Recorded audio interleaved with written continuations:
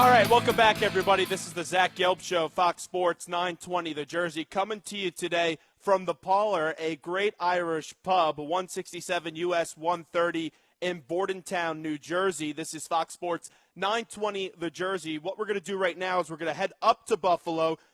Chris Brown is a Bills insider for blogs.buffalobills.com, and he joins us right now on the Zach Gelb Show. Jets-Bills tonight, 8:25 on Thursday Night Football. Chris, we appreciate a few minutes. Thanks for the time, and how are you?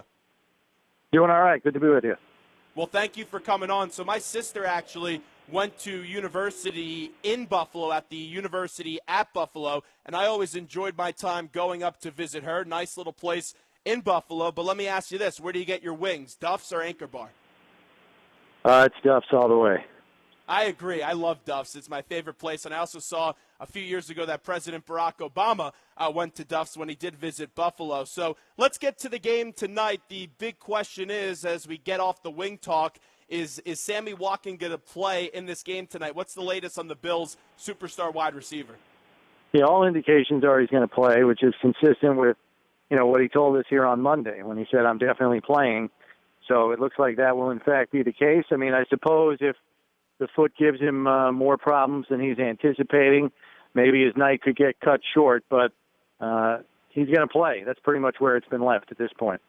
And you have the highly anticipated matchup between Darrelle Revis and Sammy Watkins, if in fact he does play in this game tonight. And last week, Darrelle Revis didn't look that good at the age of 31 against A.J. Green. A.J. Green torched him in the one-point victory for the Cincinnati Bengals. As an outsider, I know Darrelle Revis is a very good football player, one of the best cornerbacks that I've ever seen in my life. But how do you view Darrelle Revis at the age of 31? Well, I mean, he's not the same Darrelle Revis he was in 2009. I mean, it didn't matter who he was facing. I mean, he was routinely shutting down the top receivers in the league one week after the next. Nobody could get anything on him, and that's not the case anymore. It's a high-impact position, and I think it's a position that it's hard to stay at the top for more than 4 or 5 years. And Revis, for the most part, has been able to do that. But, I think some of the skills are eroding a little bit. Would I put him in the top 3 in the league? Probably not anymore. He's probably in the top 8, but not in the top 3 in the league. Patrick Peterson, I think, is a superior corner to him. I think Richard Sherman's probably better than him now, a little bit younger. So, I just think his game is a victim of time more than anything else, because these receivers are all getting bigger. A lot of them are younger than him now. It makes a difference. I was watching the Bills game last week against the Ravens, and I was surprised they didn't take a few more deep shots. How about that last week? What's been the reaction about the Bills not taking too many deep shots up against the Baltimore Ravens? No, it's a pretty simple answer. The pass protection just wasn't there. The offensive line laid an egg last week. They got dominated at the line of scrimmage by a Baltimore defense that simply came out with more intensity than them, and the Bills' offensive front was never able to match it, which is in stark contrast to what that offensive line was able to do last year, and all the starters are back. So, even the linemen themselves said, we just laid an egg. We weren't ready, and there's been some discussion this week that part of the reason for that may have been the fact that Rex Ryan was very adamant about not exposing his players in the preseason. The starters probably played the least that I have ever seen in the 20 years I've been covering this team in the preseason. And it's a byproduct of all the injuries this team suffered last year in the preseason when they had 5 running backs injured at the same time, and they're picking up unknown, undrafted people off the waiver wire just to play a preseason game. All 5 of their wide receivers had soft tissue muscle injuries. They lost 2 linemen for the balance of training camp. And the offense really was never healthy, even though they were able to dress some players. I mean, LaShawn McCoy probably played at about 75% the entire year last year. So Rex made a concerted effort to rest guys, saying, I'd rather have them healthy for the games that count. But it looks like it may have come at the risk of, not being truly game ready when the first game kicked off. So let's get to the quarterback in Tyrod Taylor. There's no question you need to block if you're going to want to win in this league. Doesn't matter if you're Montana, Brady, whoever. If you don't block, you won't have a good opportunity to win the game and keep your quarterback healthy. What are your expectations for Tyrod Taylor coming up this year? Well, I mean, I think we should expect improvement. He's a guy that now has a firm grasp of the offense, knows it inside and out. He's the unquestioned leader on this football team, not just the offense. I think the next step that he has to take is he's got to pull out a few more games in the fourth quarter. Couldn't do that last week in a one-score game, but he didn't get a whole lot of help. Did it once last year in Week 5 at Tennessee when he single-handedly won the game in a 14-13 win. He's got to do that a little bit more this year. The thing that's tricky, though, is Tyrod Taylor is not the kind of starting quarterback that's going to throw it 40, 45 times a game. This is not a quarterback in the mold of an Andrew Luck or an Aaron Rodgers. He's a guy that's going to throw it 27 to 30 times a game, maybe make a few plays with his legs, and this team is largely going to operate through LaShawn McCoy, who's pretty much the engine of the offense. Some people think that's an antiquated approach. It worked pretty well for them last year. They just had a defense that let them down. So I'm expecting them to run right into the teeth of this Jets defense like they did last year in the color rush game when they ran for 148 yards on the number one ranked run defense in football, and won a football game that many people didn't expect them to. And that, by the way, was the highest rushing total against the Jets all last year. We're talking to Chris Brown, who joins us right now, does a tremendous job covering the Buffalo Bills for their team website. So I know Rex downplayed it this week, but he did beat the Jets twice last year, like you were saying. Is there still some personal motivation for Rex Ryan as he gets ready to play his former team tonight?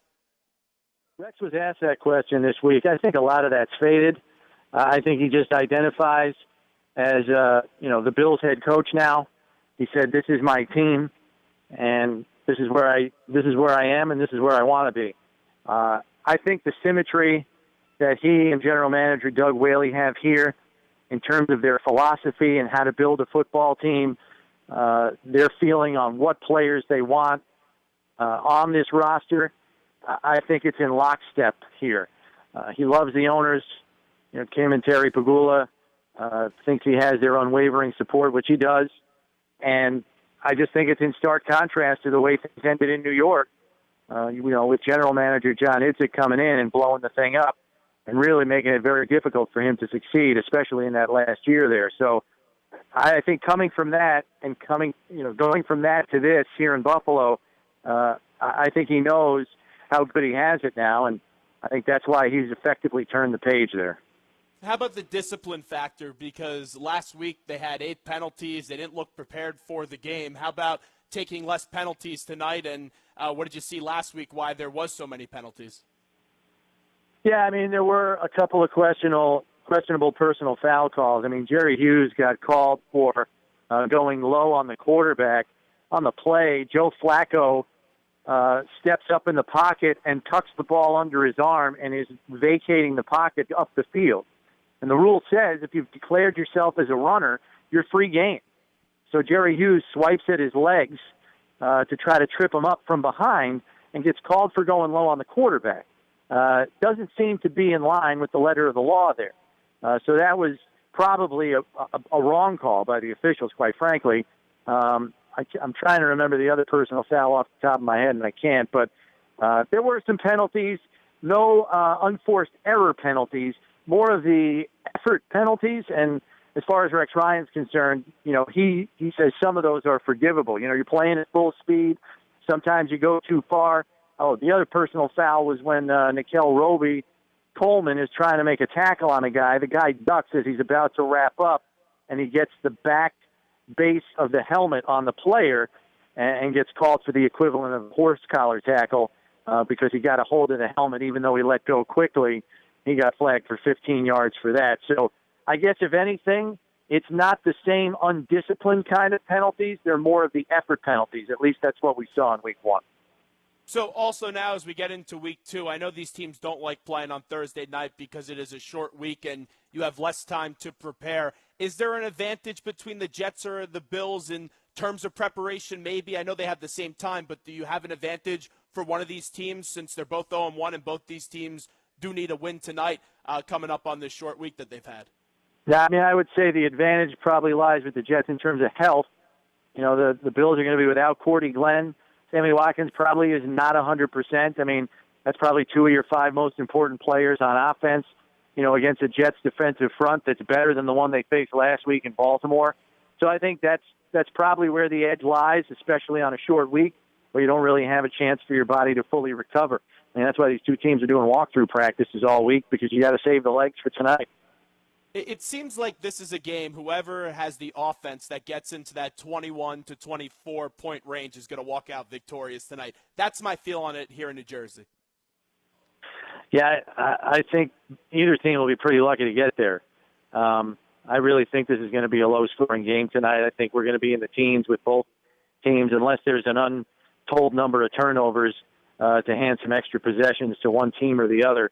I mean, if both teams are pretty good at taking care of the football, I think this is going to be a defensive struggle tonight. And that's what happened last year with Ryan Fitzpatrick. He turned the ball over a lot, especially in that final game of the season that cost the Jets from getting into the playoffs. He had 5 interceptions last year against the Bills. I know Rex is a very good defensive-minded coach going back to his Baltimore days where he really made himself known to the rest of the National Football League. But when you look at the tape, and last week it was just such classic Ryan Fitzpatrick throwing that pick at the end of the game. But what does Rex do so well from what you saw last year on Ryan Fitzpatrick? Well, I mean, I think what he does is it's the way he disguises what the coverages are going to be. And, Ryan Fitzpatrick is in the kind of offense under Chan Gailey where it's largely predetermined where he's going with the football. That's why he can get it out so fast and rarely take sacks. The unfortunate byproduct of that is he's probably going to have more interceptions. So what do you want? Do you want the sacks or do you want the interceptions? He gets the ball out, but if his read is incorrect as to what Rex's disguise is on the defensive call, he's going to throw it to the wrong person, and they're going to be running the other way with the football. And I think we saw that happen a handful of times last season. Now, one of the picks was a hand grenade because he got hit by Marcel Darius retreating in the pocket. When he went to throw, he threw it straight up in the air. So it was like an infield fly rule catch for Manny Lawson on that play in Week 17 last year. But he had another one, I think it was a tip pass. So it wasn't like horrible decision straight into the arms of a defender. They weren't all like that, but that's usually what Rex's defense does. It gets a quarterback crossed up, and if there's enough pressure, it'll hurry a throw to the wrong place. On the way out here with Chris Brown, who joins us right now. So break down the matchup tonight. You have Decker. You also have Brandon Marshall. We're quiet week 1 up against this Bill secondary. Yeah, I mean, that's really the key matchup as far as I'm concerned. I mean, both those guys have had a lot of success, or at least they did in the 2 games last year. I mean, they scored 4 touchdowns between them, and they're a problem.